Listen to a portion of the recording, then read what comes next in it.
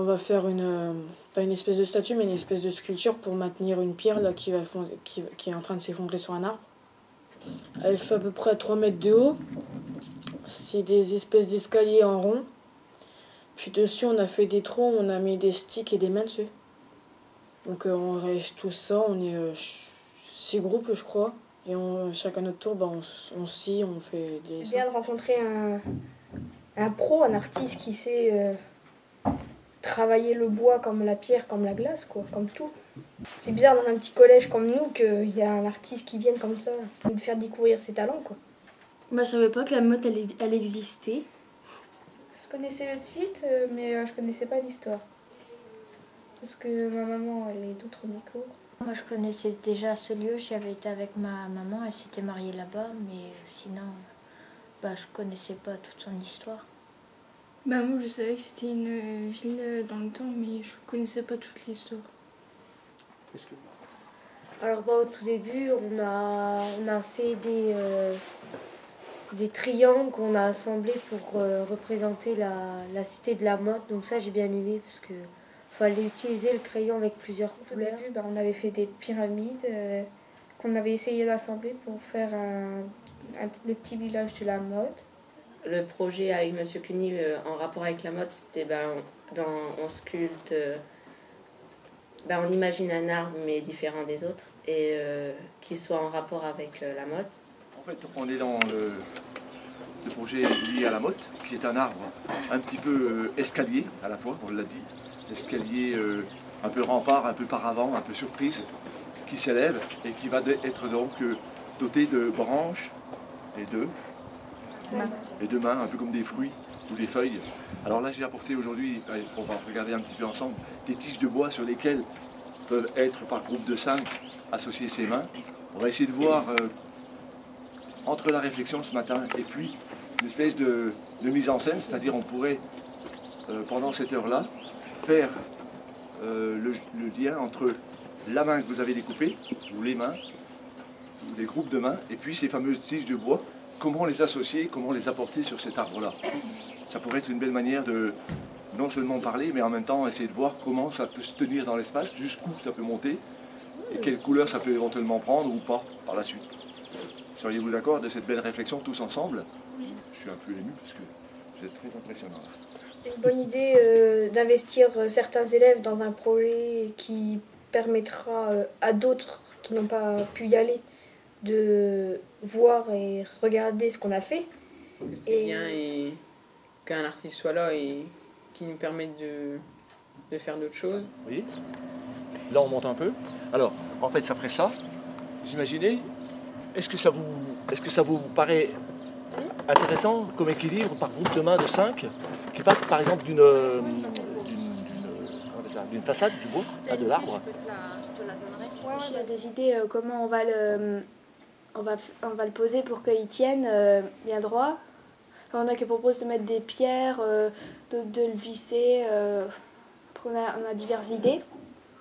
Est-ce que les mains au bout de cette... Ouais, je pense que ça pourrait aller. Ou alors on essaie de prendre 5 mains moyennes et puis on essaie de faire cet essai-là avec. Oui. Là on fait simple et puis après on essaie de trouver 5 mains. Vous prenez vos mains et puis on les apporte là. Apportez les bois, les 5. J'aime bien la façon dont tout le monde manipule. On a le droit de partager le projet tous ensemble. On peut en profiter, on peut participer. On est solidaires tous ensemble. Quand quelqu'un n'y arrive pas, on va tout de suite l'aider. On va composer. Donc là, on essaie de trouver la formule pour l'ancrer sur la surface, sachant que les petites seront plutôt satellites et très hautes, et les plus grosses un peu plus bas. Là, on est d'accord au niveau du poids. Alors il y a une chose, tu vois, c'est par exemple, on va faire donc on fait un trou ici, on en fait disons un par là, un par ici. Donc à ce moment-là, si on veut que les branches rayonnent, il faut la pencher au maximum comme ça, mais un peu comme ça, vous voyez? Parce que sinon, si on en met une comme ça, les branches croisées, donc ça irait pas. On descend comme ça. Voilà, c'est l'idée. Plus de choses sur la motte et à manier le bois. D'accord?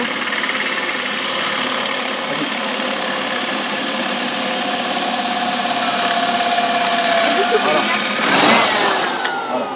C'est intéressant. On essaie de vraiment faire très attention avec les yeux, hein, d'accord? Oula. Il n'y a peut-être pas assez creusé. Le trou, si, c'est pas ça, mais... Ouais, celle-là, elle est plus petite, monsieur. Celle-ci, elle est plus petite. Mais c'est un peu direct encore.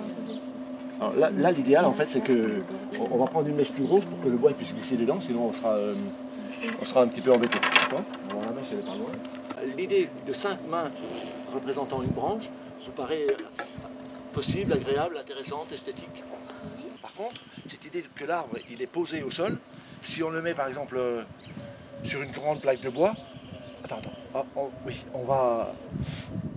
si on met une plaque de bois comme il est là, on est obligé de le visser. Et comme c'est une sculpture qui ne va pas durer, elle va être dans le collège un grand moment, mais au bout de 20 ans, je pense qu'elle sera... peut-être qu'elle sera en format. Ça veut dire que l'idée, ce serait de ne pas trop faire d'impact dans le sol, hein, de ne pas faire des trous dans les dalles, parce qu'après les trous, ils seront là tout le temps, quoi. Donc de bien réfléchir à quelque chose de résistant, qui serait peut-être... Moi aussi, j'en ai. Il faudrait la surélever, comme ça ferait comme la cité de la motte. Moi, On a bien parlé de la motte avec les sculptures, tout ça, et je trouve que ça a bien rendu.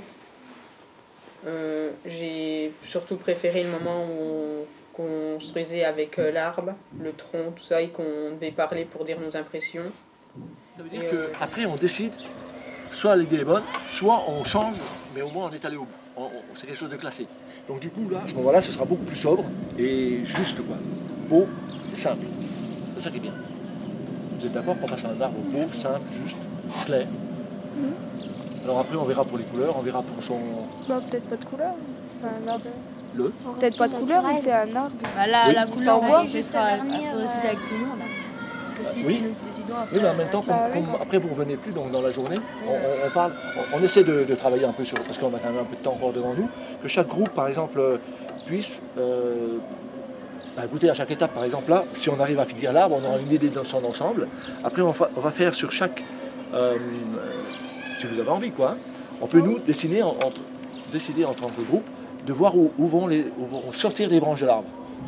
Comme on l'a bien dans la tête, là, en fait, en gros, on imagine.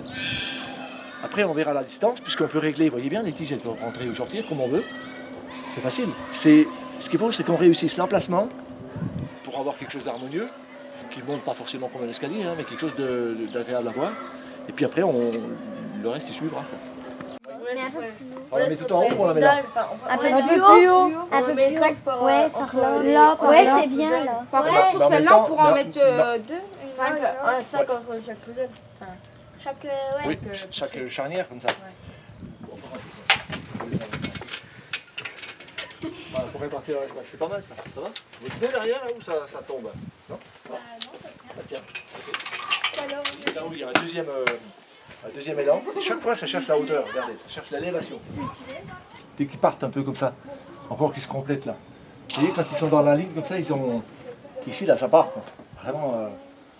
Et quand ils reviennent en arrière, je veux dire par rapport à cette progression d'escalier, ils sont moins bienvenus quoi. Vous voyez, ils sont mieux quand ils sont comme ça, projetés en avant.